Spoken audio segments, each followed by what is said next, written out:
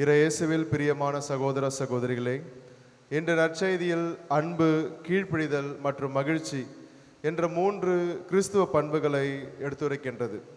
குறிப்பாக இந்த 3 பண்புகளுக்கும் இயேசுவே முன்மாதிரியாக திகழ்கின்றார். முதலாவது அன்பு.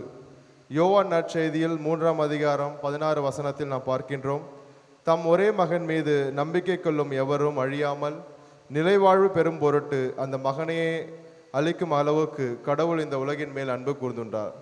இத்தகைய அன்பை கடவுள் இயேசுவின் மூலமாக இந்த உலகிற்கு வெளிப்படுத்தினார்.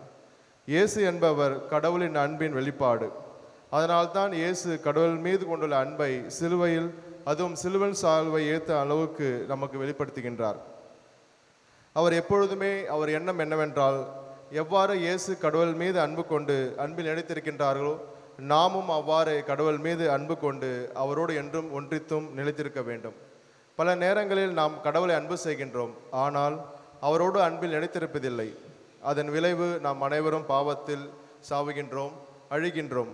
அதற்கு இயேசு முன்மாதிரியாக இருந்து நம்மை பாவத்திலிருந்து பாதுகாத்து நம்மை விடுவித்து மன்னிப்பு நமக்கு அருளி எப்பொழுதும் கடவுளின் அன்பில் நிலைத்திருக்கும்படி நம்மை ஊக்குவிக்கின்றார். இரண்டாவது கீழ்ப்படிதல். பல சமயங்களில் இந்த காலகட்டத்தில் கீழ்ப்படிதலை நாம் தவறுதலாக புரிந்து கொள்கின்றோம். கீழ்ப்படிதலை நாம் எப்படி ஏற்றுக்கொள்கின்றோம் என்றால், கீழ்ப்படிதல் மூலமாக நமது சுதந்திரத்தை கைவிடுகின்றோம், நம்மை விட்டு பிரிக்கப்படுகின்றது என்று கருதுகின்றோம். ஆனால் கீழ்ப்படிதல் மூலமாக நாம் கடவுளின் திட்டத்தை நமது வாழ்வில் ஏற்றுக்கொண்டு நன்கு அறிந்து அதன்படி நம் வாழ்வில் செயல்படலாம். அதற்கு முன் உதாரணமாக இருப்பது அன்னை மரியா. எவ்வாறு அவர் கடவுளுக்கு கீழ்ப்படிந்து கடவுளின் திட்டத்தை ஏற்று அறிந்து கொண்டு அவர் வாழ்வில் செயல்பட்டாரோ நாமும் அவ்வாறு செயல்பட வேண்டும்.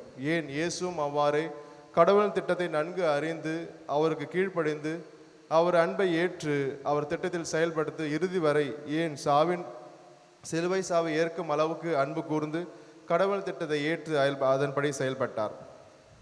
மூன்றாவதாக மகிழ்ச்சி, அதுவும் நிறைவான மகிழ்ச்சி. எதுவும் நிறைவான மகிழ்ச்சி?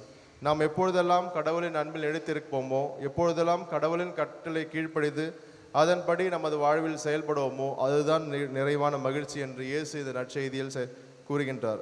இவ்வாறு அன்பு, மகிழ்ச்சி, கீழ்ப்படிதல் இவை அனைத்தையும் நாம் நன்கு உணர்ந்து அதன்படி வாழ்ந்து கடவுளின் அன்பில் எப்பொழுதும் நிலைத்திருப்பதற்காக இந்த தெய்வீக திருப்பலியில் மன்றாடுவோம். ஆமேன்.